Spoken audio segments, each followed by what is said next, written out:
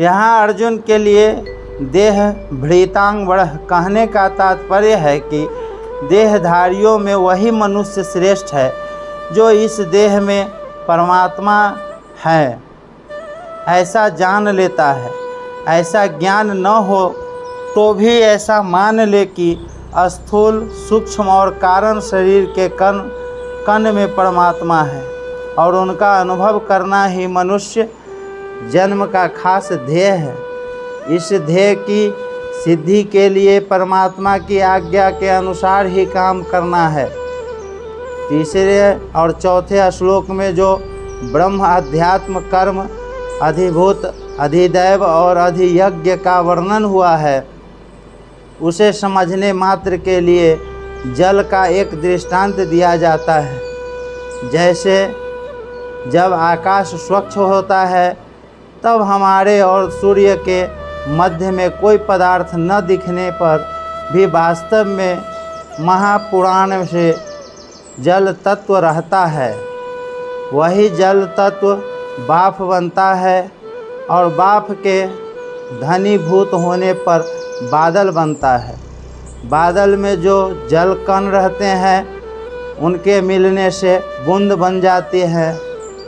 उन बूंदों में जब ठंडक के संयोग से घनता आ जाती है तब वे ही बूंदे ओले बर्फ बन जाती हैं। यह जल तत्व का बहुत स्थूल रूप हुआ। ऐसे ही निर्गुण निराकार ब्रह्म परमाणु रूप से जल तत्व हैं। यदि यज्ञ व्यापक विष्णु भाप रूप से जल हैं। अधिदैव हिरण्य गर्भ ब्रह्मा बादल रूप से जल हैं। अध्यात्म अनंत जीव बुंद रूप से जल है। कर्म सृष्टि रचना रूप कर्म वर्षा की क्रिया है और अधिभूत भौतिक सृष्टि मात्र बर्फ रूप से जल है। इस वर्णन का तात्पर्य यह हुआ कि जैसे एक ही जल परमाणु बाष्प बादल वर्षा की क्रिया बूंद और ओले बर्फ के रूप में भिन्न भिन्न दिखता है पर वास्तव में है एक ही। इसी प्रकार एक ही परमात्म तत्व ब्रह्म अध्यात्म कर्म अधिभूत अधिदैव और अधियज्ञ के रूप से भिन्न भिन्न प्रतीत होते हुए भी तत्वतः एक ही है। इसी को समग्र और वासुदेवः सर्वम कहा गया है। तात्विक दृष्टि से तो सब कुछ वासुदेव ही है। इसमें भी जब विवेक दृष्टि से देखते हैं तब शरीर शरीरी प्रकृति पुरुष ऐसे दो भेद हो जाते हैं।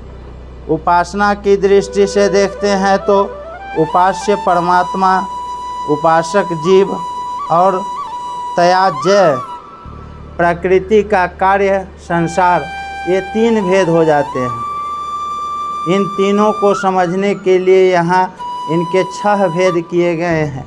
परमात्मा के 2 भेद ब्रह्म निर्गुण और अधियज्ञ, जीव 2 भेद अध्यात्म सामान्य जीव जो कि बद्ध है और अधिदैव कारण पुरुष जो कि मुक्त है।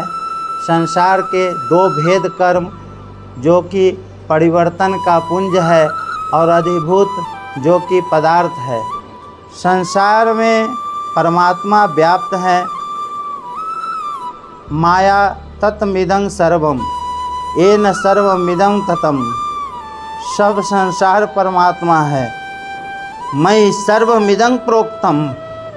सब कुछ परमात्मा ही है। वासुदेवः सर्वम।